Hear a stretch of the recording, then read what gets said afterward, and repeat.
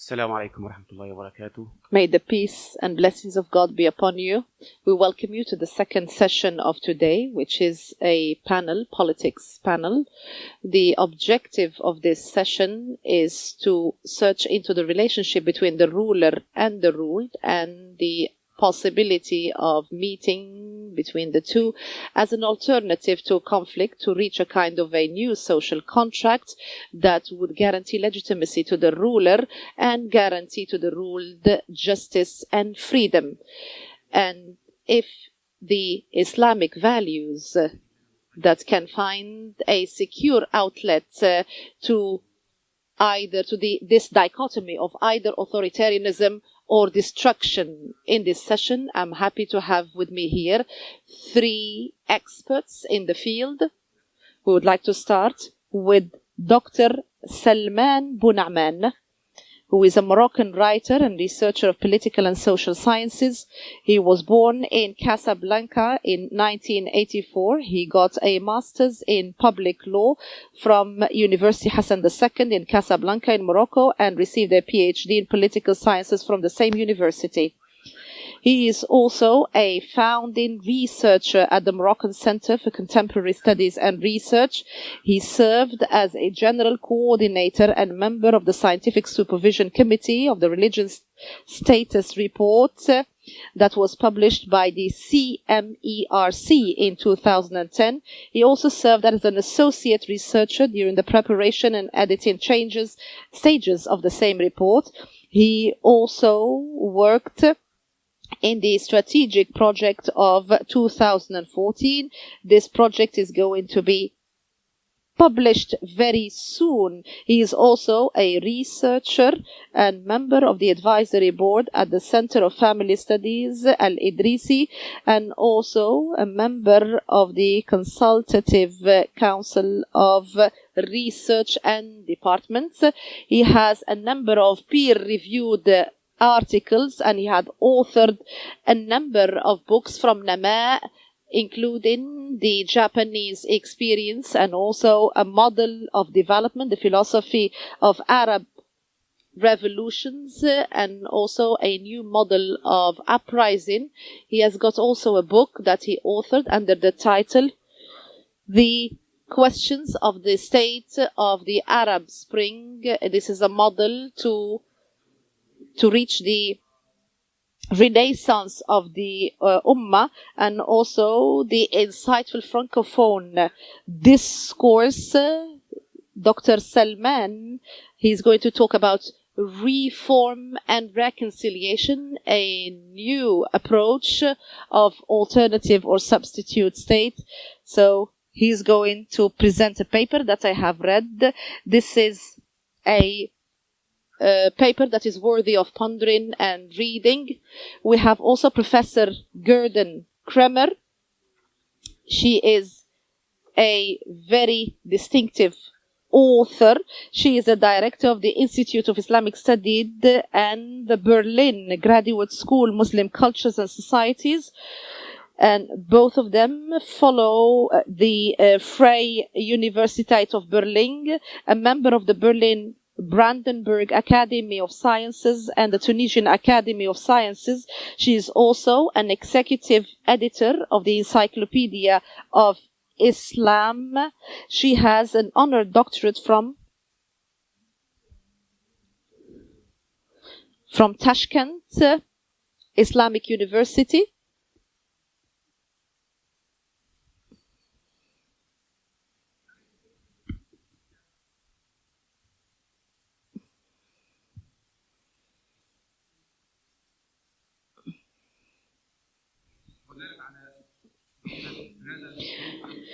She was awarded the Gerda Henkel Award in 2010, and she had been a visiting scholar in Bologna, Beirut, Cairo, Erfurt, Paris, and Jakarta. She has published widely on Middle Eastern history, Islamic movement, and Islamic political thought.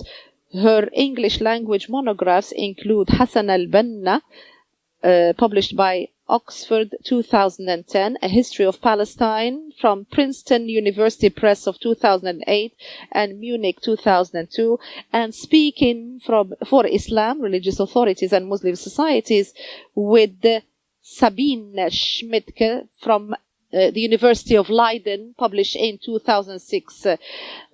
Professor is going to talk about the principles of reform and good governance. I also enjoyed reading her paper, and if you have time, I do recommend that you read her paper. Our third speaker, Dr. Mohamed El-Moctar Shinqiti, is an associate professor of political ethics at the Research Center for Islamic Legislation and Ethics. He received a PhD in the history of religions from University of Texas. His interests include political jurisprudence, renovation in religion, sectarian issues, and Arab-American relations. Some of his published Arabic books are الخلافات السياسية بين الصحابة, and also the relations between Shia and Sunni, and also political fatwa in Da'wah. And the fourth book, The Impact of the Crusades and the Relations Between Sunni and Shias, Fatawa Siyasiyya, and خيرت العقول المسلمة في القرن العشرين, and many other books. So he's an author and a poet. He also authored books in the English language. He wrote about the Crusade Wars, and also Salah ad-Din al-Ayyubi in the Muslim memory. And also, he wrote also a book about Al-Ghazali and Augustine, and also Al-Istishraq, Orientalism by Edward Said. He wrote on that book as well. He has so many books that have been translated into other languages, into Bosnian, Farsi or Persian, and Turkish, and some of them into Kurdish language. Dr. Shinqiti appears as a guest in Al Jazeera network, and also he had published in excess of 500 analytical articles, and also took part in many conferences and gatherings.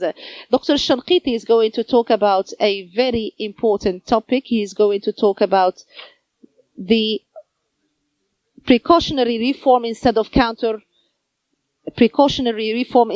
counter-revolution and civil war. I would like to give the floor to Dr. Salmane Bounaamane to talk about his topic. He has between 15 and 20 minutes.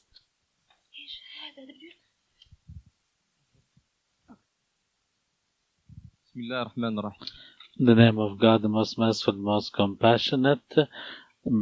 First of all, I would like to congratulate the organizers for this successful conference, and in particular Dr. Tariq Ramadan and the faculty members for the kind invitation and the themes they have chosen.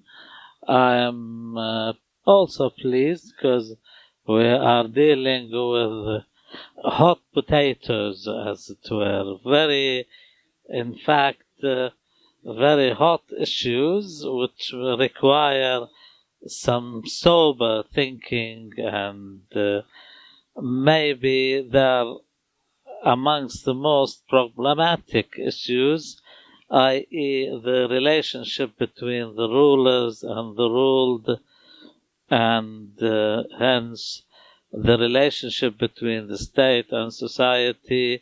This has been the concern of generations of thinkers in old and new schools of thought, historic and modern, and we see how the despotic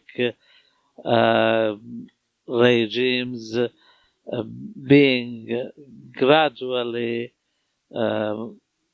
leaving the scene and being replaced by other regimes, raising a tremendous amount of issues and questions, so much so that I can claim that there is a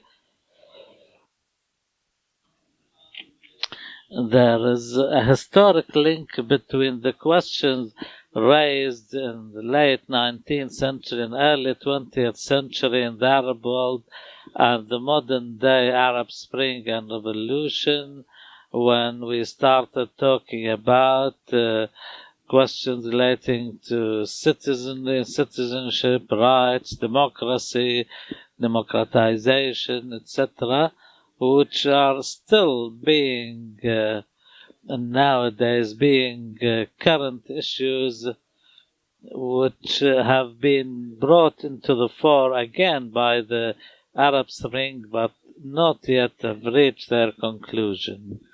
We are required, therefore, to rethink and revisit as a Muslim Ummah and Arab and Magharibi and African communities delve deep into these questions. I cannot claim that I can go through my paper in its entirety, but I've divided it into 9 different themes, and maybe I can go through them quickly. First of all, in the historic crisis between the state and the community. Number 2, state and the community or society in the context of democracy. And number 3, the need to reconciliation. And number 4, and a call to proper investigation and debate. Then number 7, the new or modern state, and number 8, towards a new social contract, and number 9, about solely and exclusively about the Moroccan experience. I'm sure I cannot really do justice to these 9 themes. The paper is about 70 pages, but I'll try and highlight some important issues in which I try to describe the historical crisis between the relationship between the state and society, and what happened in this day and age when the traditional and historic paradigm has changed.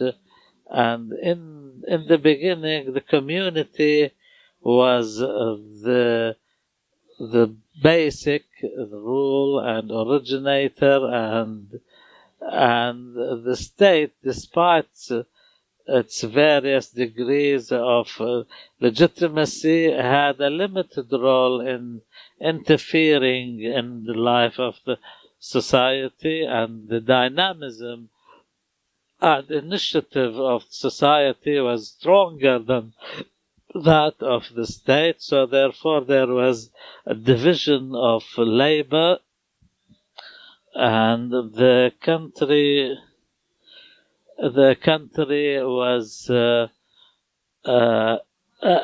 the equation has been turned upside down.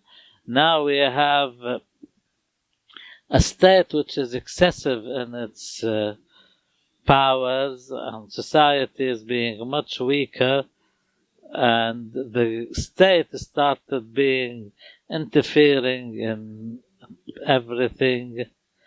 And in the period of colonialism, this different type of state where traditional despotic rule has been converging with new forms, and we say that despotism and dictatorship knows no religion, and despots always manage to utilize everything, tradition, even some nominal democratic measures, religion, everything in order to reinforce and reproduce itself, whether in the name of universality, globalism, or sticking to the traditional forms of and legacies that we know, or in the name of modernization. This kind of relationship between reforms and reform as a project for a modern day nation state, and between the project which represents the community and society. And this is what Burhan Ghalyun describes as the predicament in the Arab world between the state and society. A state which is being imported and claims it wants to take the country forward and liberate it and looks for unity, etc. But this model was in fact against the interests and against the will of the nation. For this reason, the modern nation state was not born from within the community, so they called it different in the state of a certain sector or tribe, etc., etc. So what has the democratic spring has done in this regard? The democratic spring has raised the questions that I mentioned in my introduction and marked the end of this cycle in the history which came into existence in the post-independence period. The democratic spring looked forward to establishing a new paradigm whereby the community will regain its sovereignty and its independence and get rid of this dragon of a new state, and which occupied almost every inch of the ability to do something new, to achieve, to have initiative.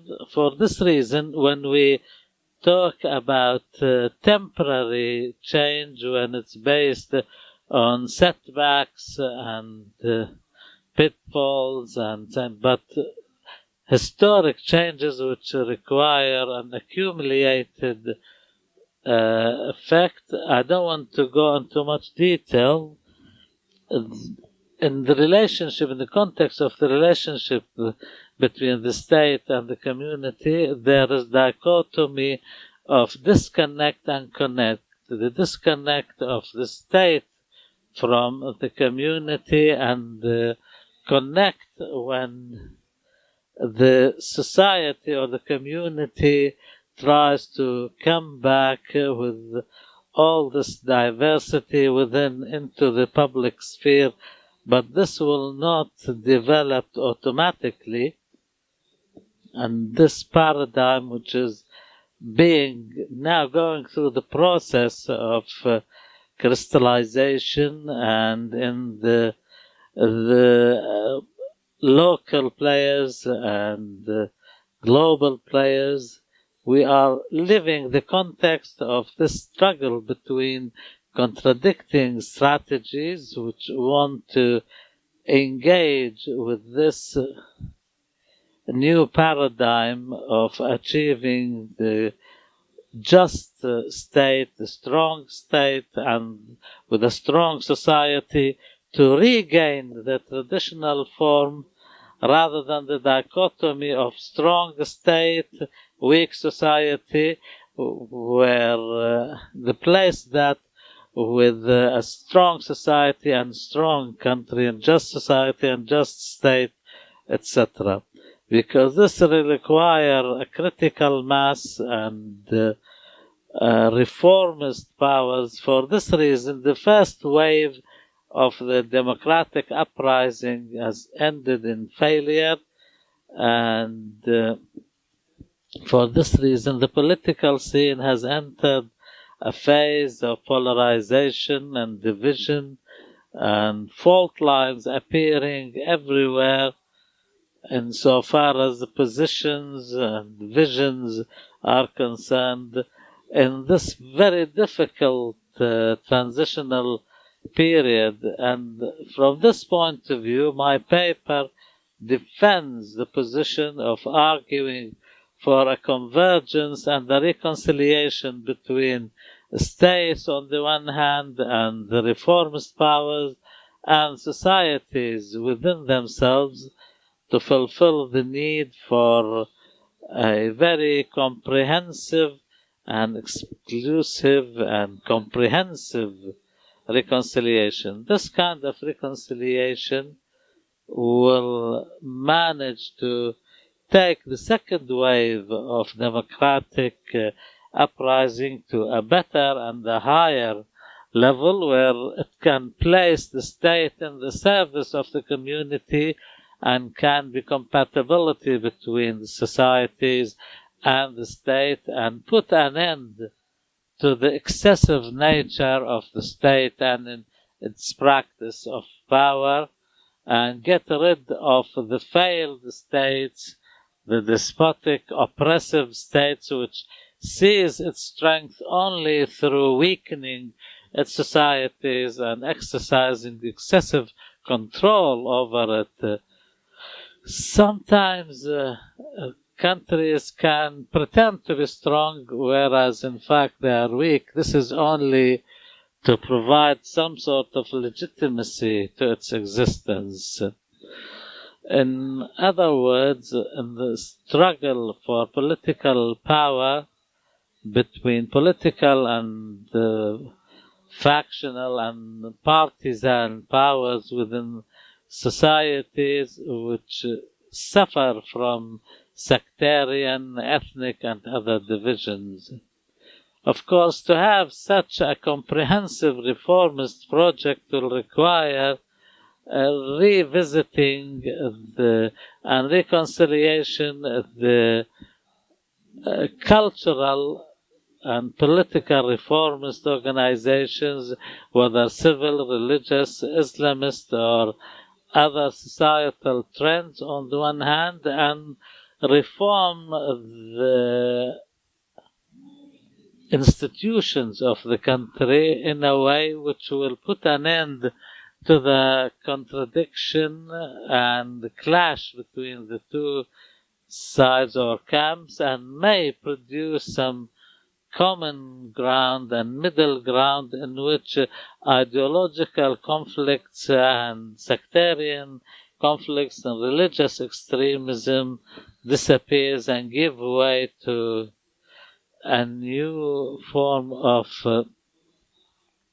what we call reform, interest, and reconciliation. This trinity should be based on a discourse of frank exchanges and also honest advice, because the current trend in the Arab world, when it looks for this kind of reconciliation between the state and society, in fact calls for a new social contract which is based on a minimum amount of reforms and create a more positive relationship which can serve both the state and society, and builds a culture of reconciliation, which means that we are not only dealing with a political crisis, which is in fact a manifestation of a cultural crisis. And when, in my paper, when I discussed the geostrategic Sharia and other considerations, I said we need to reform the tool of reform. In other words, the powers which are engaged in reform need reform themselves they need to revisit their discourse, whether it's Islamist or secularist or other, in order to establish this kind of reconciliation. So therefore, to establish a culture of reconciliation requires some responsible self-criticism and critical thinking, and to establish a new discourse based on frank exchange and to speak the truth with all what it may entail of painful admissions and living up to the historic responsibility. Since CILE talks about Islamic ethics and philosophy, and the idea that Islamic philosophy is based on these considerations, not only in managing political relations, but societal relations and in the relations with others. So therefore, now that once we are convinced that the horizon of all revolutions and uprisings that should eventually end up in being reformist projects, and we must remember that in the beginning, in the first wave of these protest movements, had mainly reformist demands. They called for expanding basic demands. Then the situation changed, and here the snowball got bigger and bigger. So therefore we need to be convinced, all of us, that building democracy and making a success of the most complex phase, which is the transitional phase, requires each reformist actor that they cannot achieve this on their own, and they need a critical mass, like what Al-Jabari has said in his famous book, that democratic forces, in order to deal with the question of freedom and emancipation, they should strengthen the infrastructure of democracy, and this requires the participation of all those who believe in reform and look for common interests in a form of true nationalism. This, of course, was Tariq al-Bishri also developed further when he theorized about how he saw the solution in the conflict between what we call reformists, civil reformists, cultural reformists, and political reformists, institutional reformists, which requires everyone to engage together in building bridges between different trends to expand the root bases of moderation. And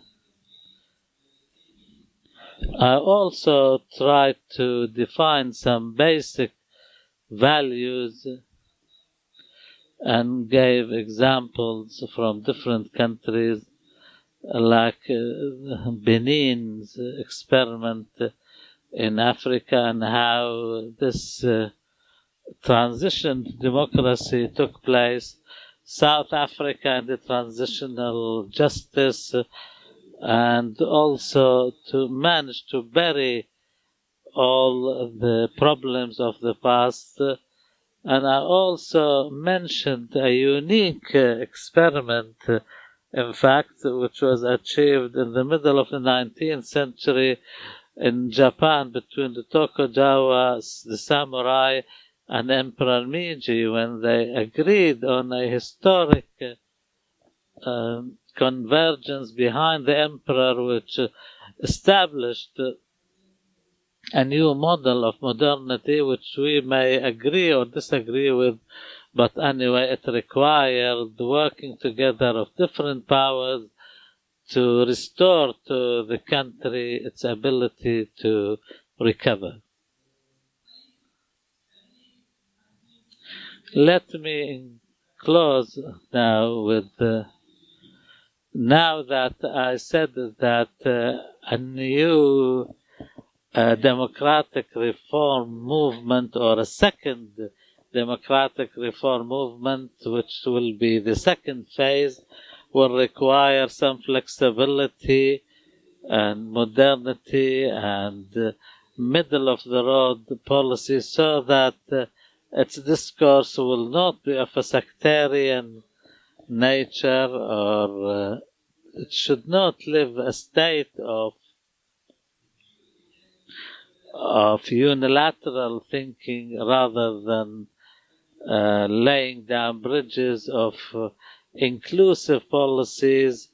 And one of the crises that we suffer from in the Arab and Muslim world, that we really need to strengthen this nation state, because when Al-Jabri described as it has been losing its legitimacy and suffers from a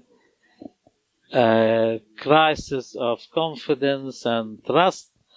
It's really a necessity now, because our states have been reduced to a lower degree than a nation state.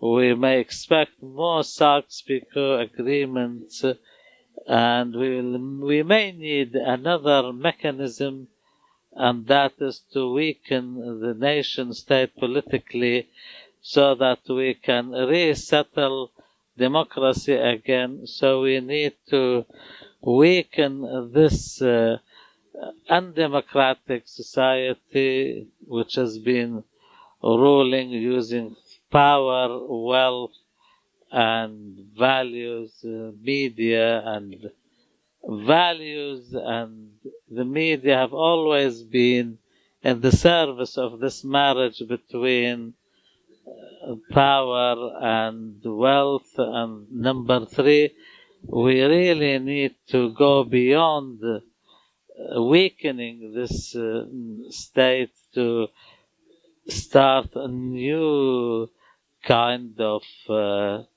alliances. Now, a country cannot exist without some sort of alliances, and these are some very small aspects of the paper in which I try to present a new vision to have a successful reform with stability, and also to fulfill the needs for peace, stability, and democracy. I thank you for your kind attention. شكرا جزيلا يا دكتور. Thank you very much, Dr. Salman. This is a very interesting paper, as I said, and it leads to so many questions. We have Dr. Gudrun Kramer, who is going to talk about the principles of reform and good governance. أعتقد أنني سأبقى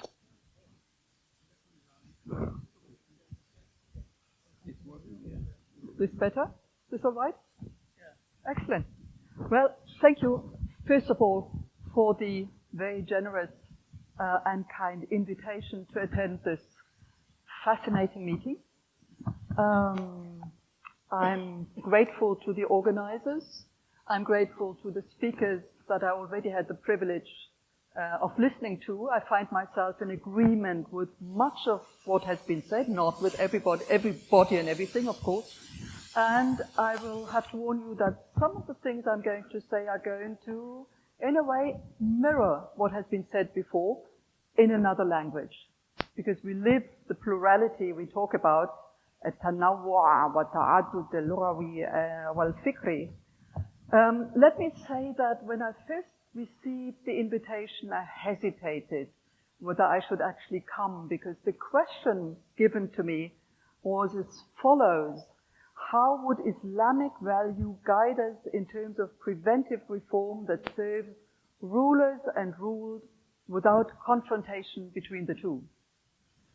I do not feel particularly qualified to speak for Islam. I try to study Islamic values, and I'm not in favor of speaking about the rulers and the ruled, even though today we still have many societies in many parts of the world where we do have rulers and the ruled. But I do not think that this is something that should be maintained, and I do not think this is necessarily the best way of expressing the Islamic heritage.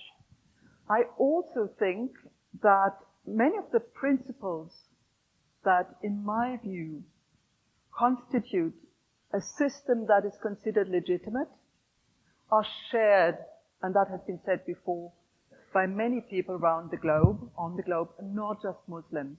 And I think we can probably agree that a system that is to be considered legitimate has to be based on consultation, participation, accountability, and justice. And of course, I'll come back to justice as well. By the way, I'm going to speak very slowly like a good teacher, because I think it makes it easier for the translators if I do not rush at my natural speed.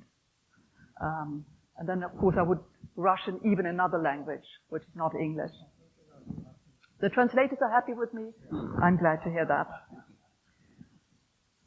These principles, I think, are shared by people around the globe, as I said before, from Japan or China to Mexico to South Africa, many European countries, and Muslim majority countries, past and present. But of course, they have been rooted in the Islamic tradition. I think they can easily be rooted in the Islamic tradition. It lends itself towards giving substance and weight to these principles. But it's also clear that when people spoke about those principles in the 7th century miladi, or the 13th, or the 21st, they gave different weight and meaning to these terms, that they have shifted in weight and connotation over time and place. And rereading, reinterpretation has enhanced this flexibility, this motion across time and space. One of the problems, or let's say perhaps it's also a possibility, one of the problems of debate today is that some of the connotations that were current in, let's say, the 12th century still linger today, so that when people speak about shura, or the rule of law, or democracy, no, not democracy, justice, they think of widely different things while using the same term. That is generally known, but I'm not sure it's always as clear to people as it should be. Take shura, which of course is consultation, but I think everybody who has even a superficial familiarity with the Islamic tradition, both normative and lived, it is quite clear that shura could be many things. From the informal consultation of a ruler with people he picked himself and asked and then did what he thought was right, to a formalized council, a diwan, a majlis that represented the community, to a parliament with binding force and majority vote that constitutes limitations for the decisions of the ruler or government. They're all called shura, but they're widely different things. I think it's also important when we speak about justice as a qima mutlaqa, an absolute value, to remind ourselves that justice has meant widely different things to people at different times and places. Across different civilizations, justice in the pre-modern period basically meant a system in balance and harmony. No matter whether you ask wise men and women from ancient China or ancient Greece or Persia or the early Muslim community. a society, a community in balance and harmony, where different elements have a role to play and are kept in balance by a wise ruler. A system based on asymmetry and inequality, which then is thought will achieve harmony in spite of all the difference. Now, this is very different from modern concepts of justice, which is based on equity and equality. Equality, justice and equality, not just of rich and poor, but also of slave and free person, man and woman, and believers and others. Not to call them unbelievers, because that's already a negative term in many ways. So when we hear about justice today as an absolute value, I think it would be good to first think and reflect what kind of justice we are actually thinking about and what kind of Islamic justification and grounding we seek for this particular notion. The rule of law has been brought up before in our discussion, and again I think there are extremely important shifts from pre-modern to modern notions which still coexist in people's minds today. One is that we have the right, the just, the balanced system if the ruler has the requisite personal qualifications. He is a believer, he is pious, he practices what he declares that he will do, etc., etc. Now, in the modern period, I think it's quite clear that the shift has been, by and large, from the personal qualifications of the ruler, in the singular, to the framework he is subjected to or part of, just like everybody else, the rule of law.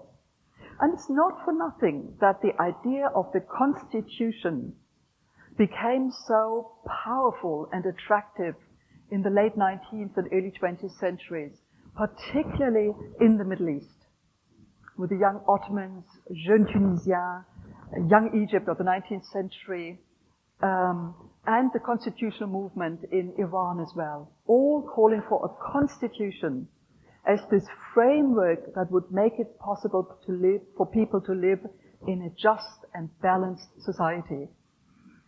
I think it's also not for nothing that this reference to the constitution has been replaced in many Muslim majority societies by the call for an application of Sharia in the course of the 20th century, because it seems to me that many people who call for an application of the Sharia still have this framework in mind when they speak about it, and that in some ways this call for the Sharia stands in place of this call for the Constitution in earlier periods. Of course, we'd have to go into that debate. It's very controversial, perhaps not so much in Muslim majority societies, but in others it very much is so. Can there be preventive reform in societies and situations that are rife with conflict and tied up in local, regional, international and global power struggles, inequalities, competition, etc.?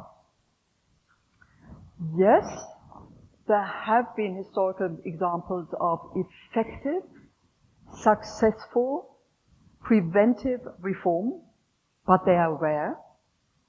And they're premised on quite a few conditions.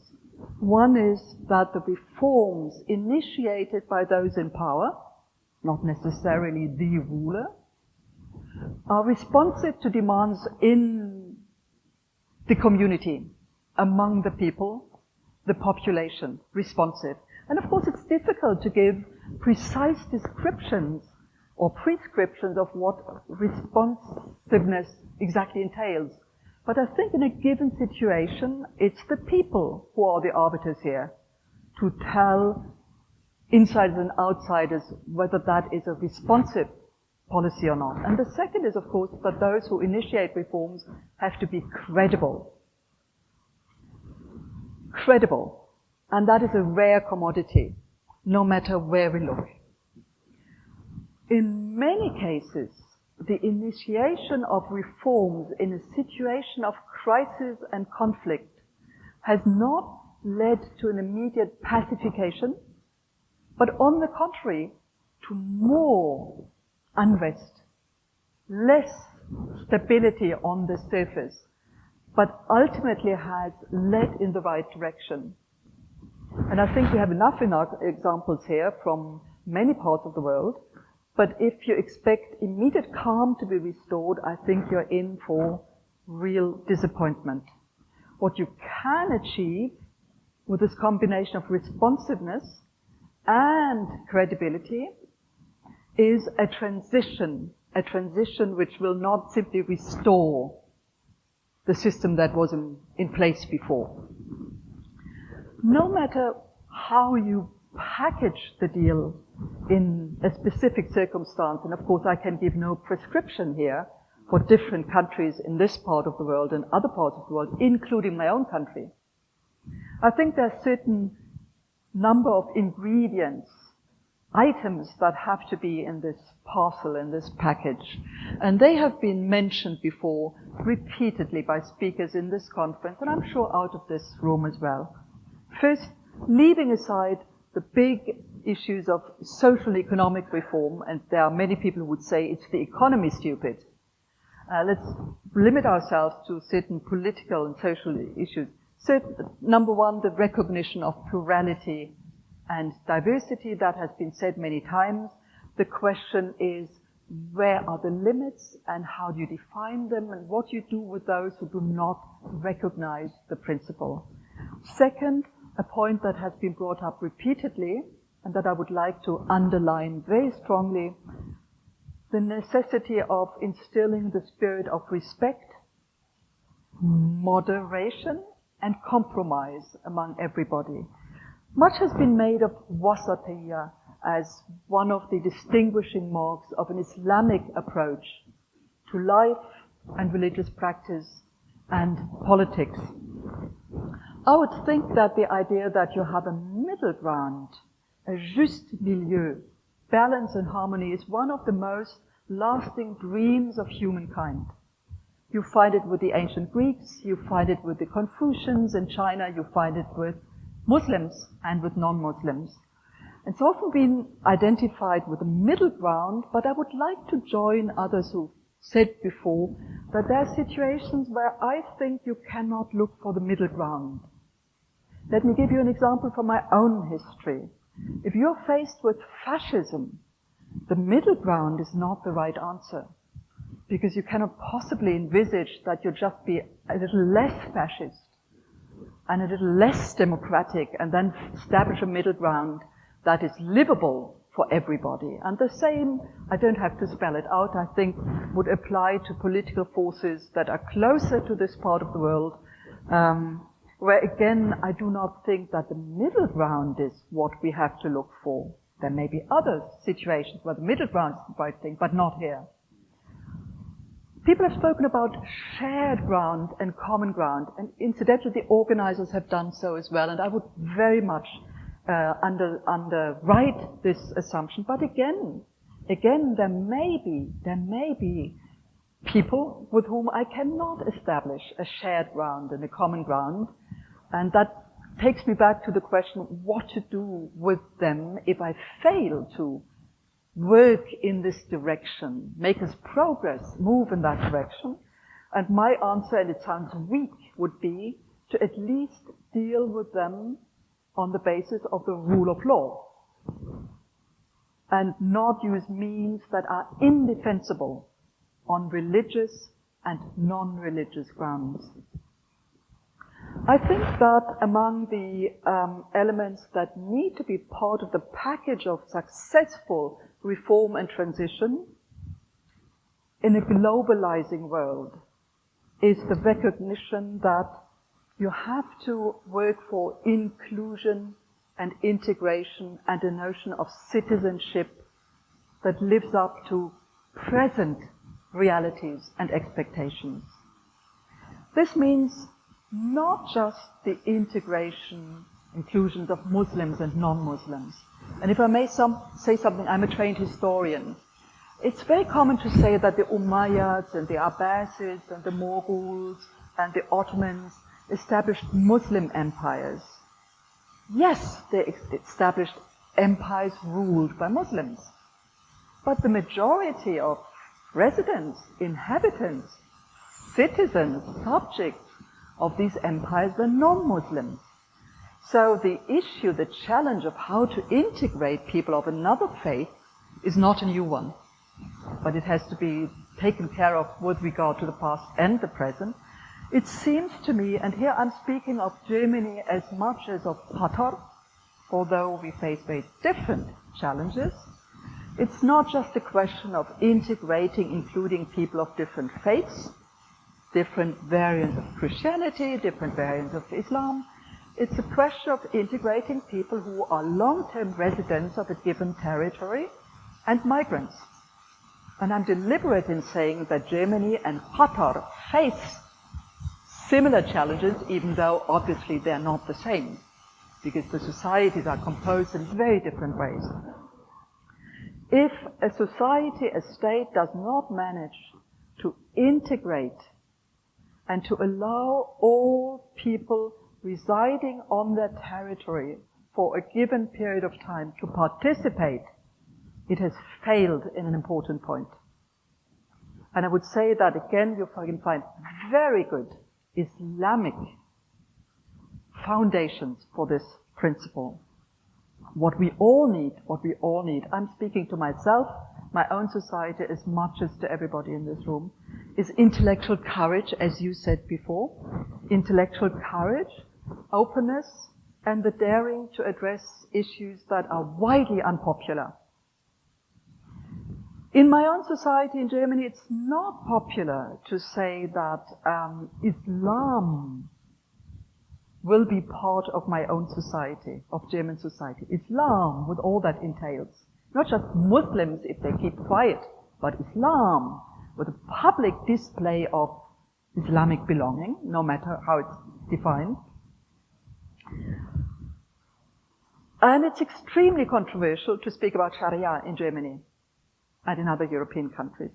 By the same token, it's extremely controversial, and I'm not saying anything new, to speak about the secular principle, secularity in a Muslim majority context, because people will immediately throw at you that this means atheism and the loss of all values and what have you. I would hope for a more honest and courageous debate, because if a country like Germany is to genuinely integrate Muslims as Muslims, it will only be on the basis of the secular principle. Because if we do not have and uphold the secular principle, how will we then deal with people who adhere to a different faith and yet regard them as part and parcel of this society and community? So a secular system does not have to throw religious values overboard. You can have secular systems where religion plays a part in the public sphere, provided the political system as such is not systematically premised on one religion only and gives rights and obligations to one community only. I thank you for your attention, for the invitation, and I look forward to our discussion. Thank you. Thank you very much, Professor Krämer, for this insightful and thoughtful remarks. And I would say I have many questions for your talk, but I would keep them till the end. الآن ننتقل للدكتور محمد الشنقيطي، وله من الوقت أيضا 15 إلى 20 دقيقة، فليتفضل مشكورا. I need my PowerPoint. No power without PowerPoint. No power without PowerPoint. She's right.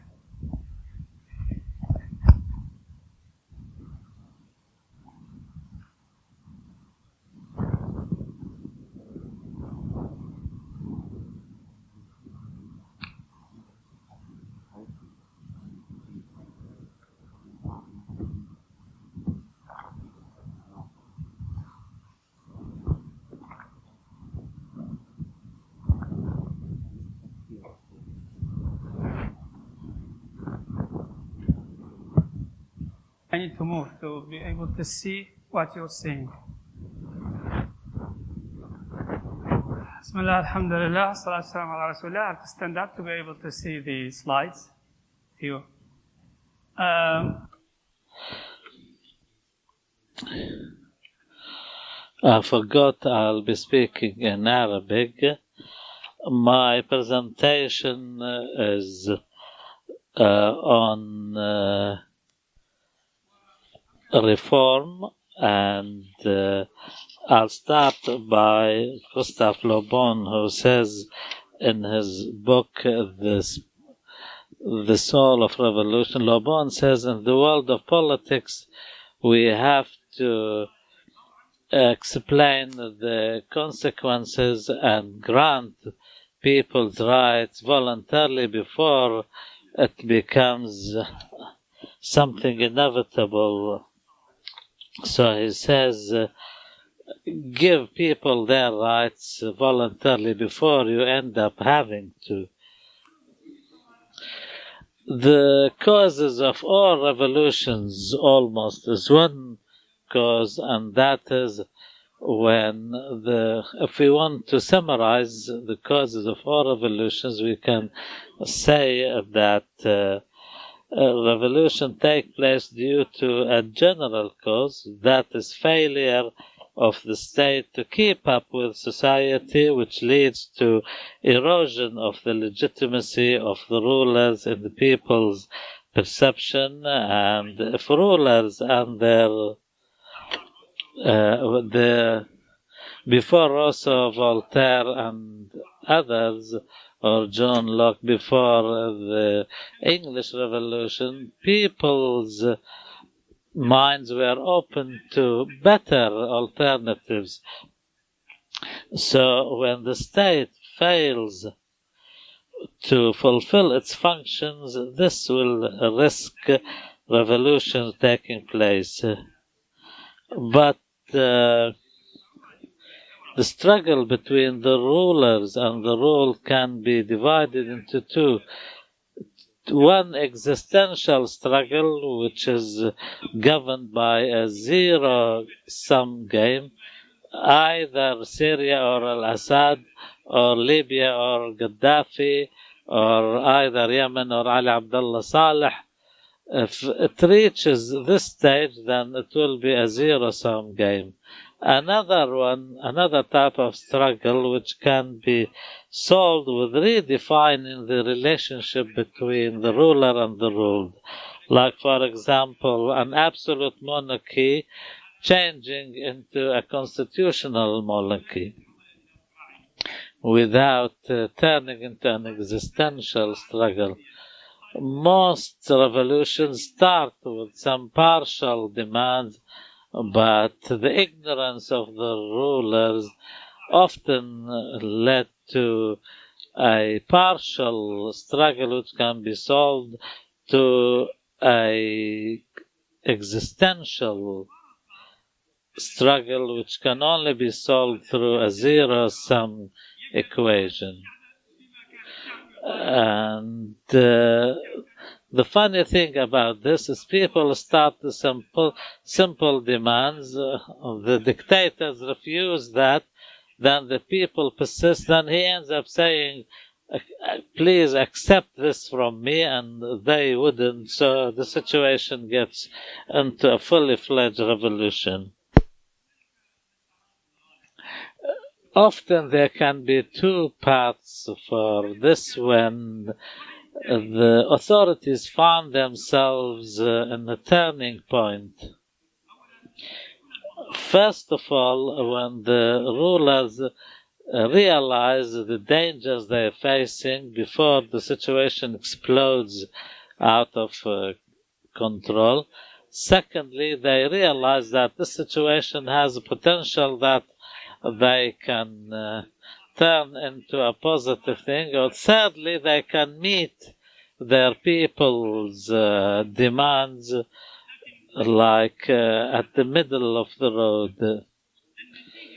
The consequence of all of this is when the rulers realize that and resort to what we call preventive reform, they will save themselves and their countries a lot of strife and bloodshed. And second choice is what most despots do.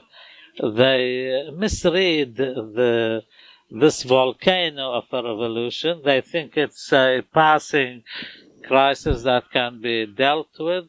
They can think they can they pay some lip service to the people's demands, trying to put a lid on the volcano. Here, suddenly they'll find that this volcano explodes and throws its heat into the atmosphere, and when in France, Napoleon ended up invading Europe rather than the monarchies of Europe invading France. There are three examples in history. First of all, the English Civil War with its happy ending of the Glorious Revolution, the American Revolution, which started with a simple dispute over tax, and thirdly, the French Revolution described by Gustave Le Bon, which called the painful history, because the perils of that revolution lasted for some 80 years before the political system settled in France in a democracy based on the tenets of the revolution. In England, 4 decades of upheaval started with the war between Charles I and Parliament, 1642 to 1649, for 2 reasons. When Charles I dissolved the Parliament and he tried to impose Catholicism over a Protestant majority, in the end, Charles I was defeated and beheaded, and was the first European king whose people killed in a revolution. The same fate that Louis XVI faced later on. After the war between the Charles II and Parliament, Cromwell's revolution, and Charles II. So this was like 4 decades of these are pictures of Charles I and Charles II.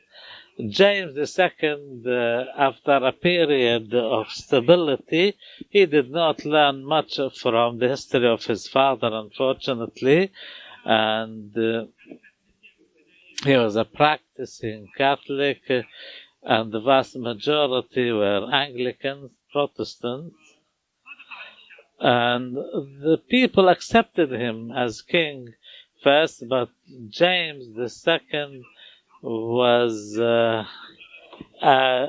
zealot Catholic, and he combined that with some despotic traits. The whole affair ended with him being deposed. Of course, he was demanding Parliament for more and more financial resources and a test act, and in the end this confrontation with the Parliament ended with the fall of James, and English politicians taken William of Orange and Mary, the daughter of James, his wife, who came from Holland, and they ruled England. This was a glorious revolution. I have to be brief here.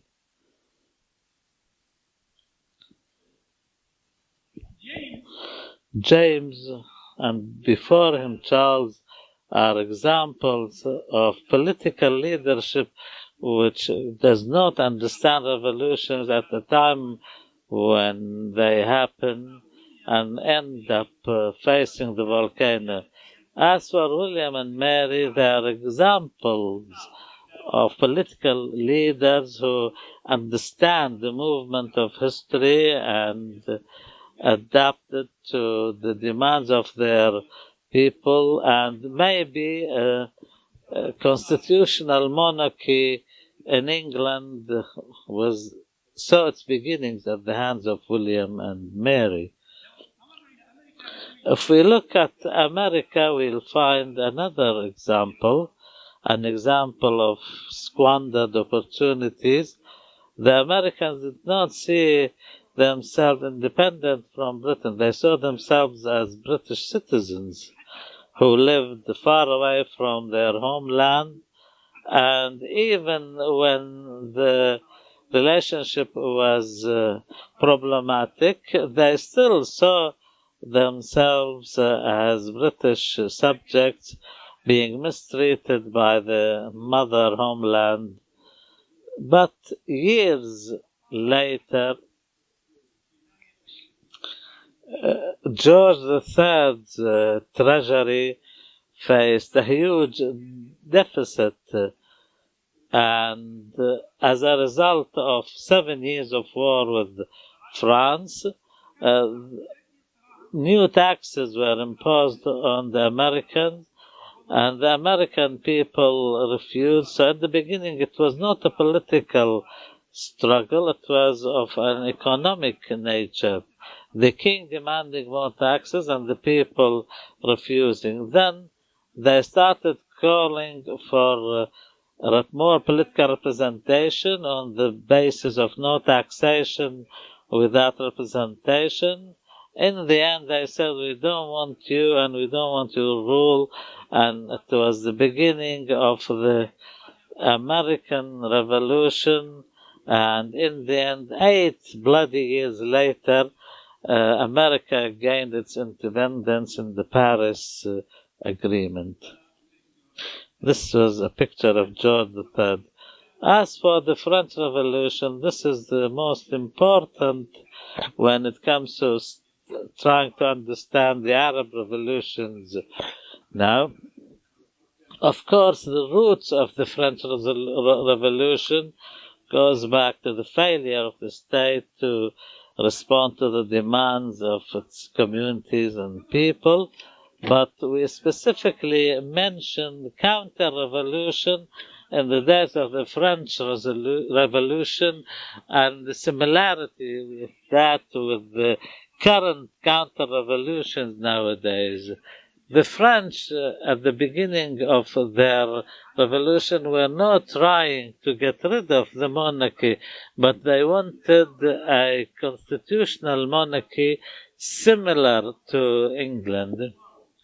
But after they stormed the Bastille, the revolutionaries wrote a new constitution, which was a call for a constitutional monarchy. They did not want to abolish the monarchy. They wanted to achieve freedom and for the people and their rights, and give legitimacy to the royal family and respect them and their rights. But Louis XVI was not a wise man, and he did not appreciate the depth of the historical change. He started maneuvering, pretending publicly that he accepts the revolution, and secretly he used to ask the neighboring monarchies to come to his aid, and in the end he tried to escape the country, but he was captured at the borders. This was Louis XVI, and this is the guillotine was designed by the Louis XVI, which he devised to behead his people, or the revolutionaries amongst his people, but ended up with his own head being separated from the rest of his body because he did not appreciate the historical moment. The French counter-revolution, or the remnants of the old regime with members of the royal family, and societies of remnants of the old system were established in Brussels, London, and Geneva, exactly like what we see nowadays, the remnants of the old regimes, how they flee to very known countries and establish bases there. The European monarchies were part of the French counter-revolution because they panicked. They feared revolutions reaching their lands, and rather than adopting some sort of a preemptive reform in their own countries to avoid a repetition of what happened in their countries, they started plotting to destroy the French Revolution itself, much similarly to what is happening in the Arab world. The church was part of the counter-revolution because the Pope did not want to have an independent national French church, independent from Rome. Of course, there are other powers we cannot have. Gustave Le Bon described the French Revolution as the biggest calamity or painful history, and there was no need for this suffering which lasted 8 years, but the political selfishness and short-sightedness that Louis XVI and his aides have shown led to this predicament. If we want to understand the Arab counter-revolution from the perspective of the French counter-revolution, we see that this is a group of power centers relying on the army, security forces, some media outlets, corrupt judiciary, etc., some corrupt business community,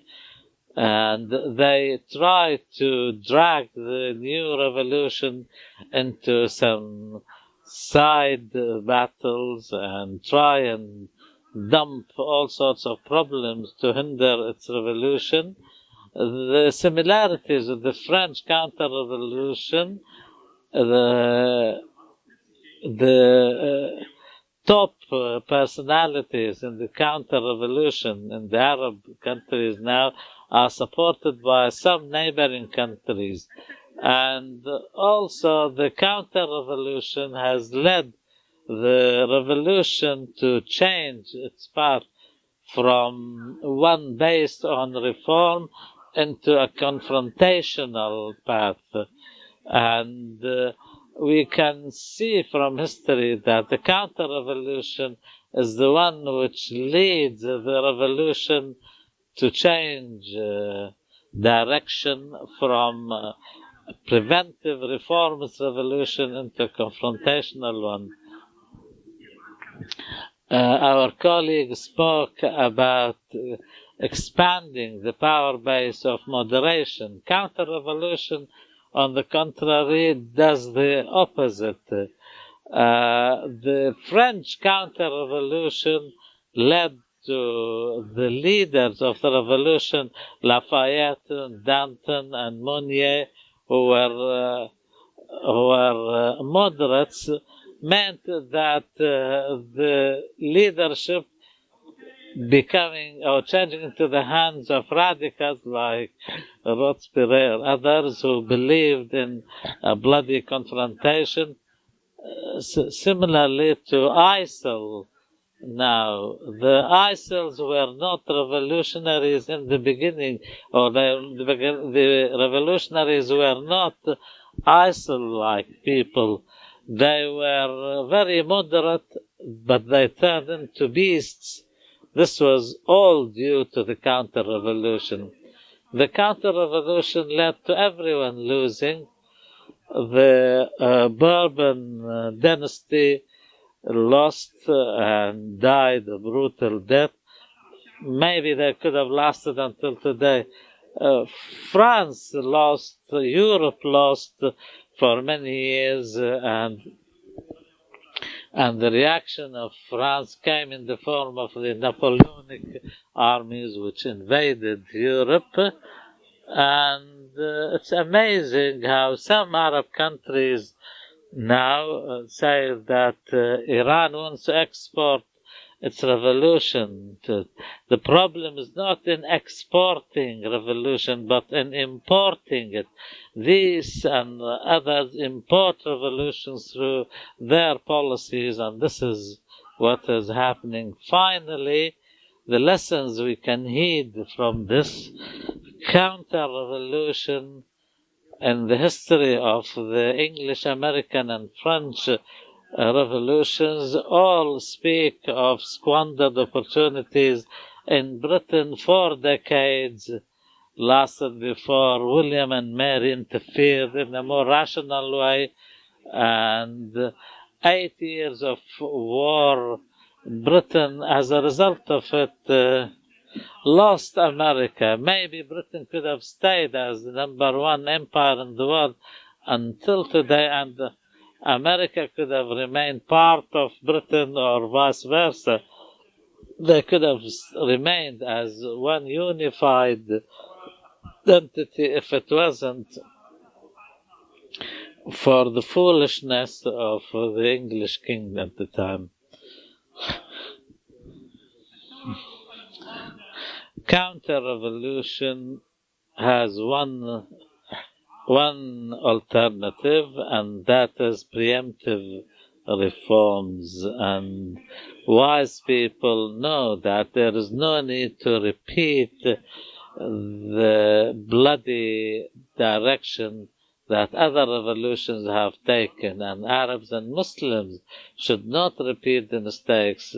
Many people learned how to move from despotism into democracy with much less cost in blood and treasure, and it's about time our rulers and our people should meet halfway on the basis of preventive reform. And this reminds me of Gustave Le Bon said, in the world of politics, we must reveal the consequences of things and give people their rights voluntarily.